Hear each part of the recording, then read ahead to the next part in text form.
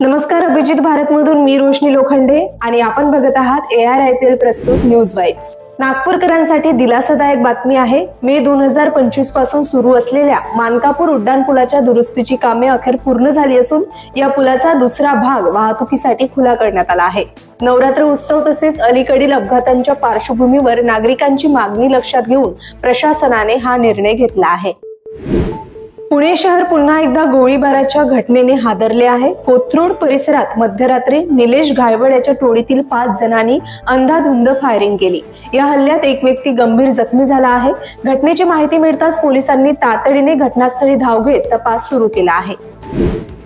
केंद्रीय माहिती आणि प्रसारण मंत्रालयाने 12 वृत्तसंस्था आणि स्वतंत्र पत्रकारांना दिल्ली न्यायालयाच्या आदेशानुसार अदानी समूहाविरुद्धचा बदनामीकारक मजकूर काढून टाकण्याचे निर्देश दिले आहेत। या यादीत news Landry, the wire, HW news यांसारख्या डिजिटल प्लॅटफॉर्मसह पत्रकारांचा समावेश आहे। दक्षिण पेनसिल्व्हेनियातून हादरवून टाकणारी घटना समोर आली आहे। येथे एका हल्लेखोराने 3 पोलीस अधिकाऱ्यांची गोळ्या झाडून हत्या केली तर 2 जण जखमी झाले आहेत। पोलिसांनी तत्काळ कारवाई करत हल्लेखोराला ठार मारले। या घटनेबाबत अमेरिकेचे गव्हर्नर जोश शापिरो यांनी दुःख व्यक्त केले आहे। बॉलिवूड अभिनेत्री दिशा पाटनीच्या बरेली येथील घरावर फायरिंग करणारे 2 शूटर अखेर पोलीस एन्काउंटर मध्ये ठार झाले आहेत।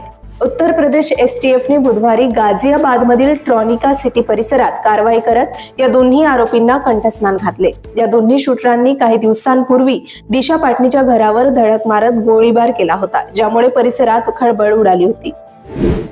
बुधवारी आशिया कप मध्ये पाकिस्तानने UAEचा पराभव केला। यामुळे 21 सप्टेंबर रोजी स्पर्धेमध्ये भारत आणि पाकिस्तान पुन्हा एकमेकांसमोर येतील हे निश्चित झाले आहे। ग्रुप स्टेज मध्ये भारताने पाकिस्तानला 7 विकेट्सनी सहज पराभूत केले। दरम्यान गट ब मध्ये आज श्रीलंका आणि अफगाणिस्तान यांच्यातील करो किंवा मरो असा सामना होणार आहे। तर ही होती आजची न्यूज वाइब्स। आपण पुन्हा भेटूया नवीन घडामोडींसह। तोपर्यंत बघत रहा अभिजित भारत। अभिजित भारत, पहुंचे हर खबर तक।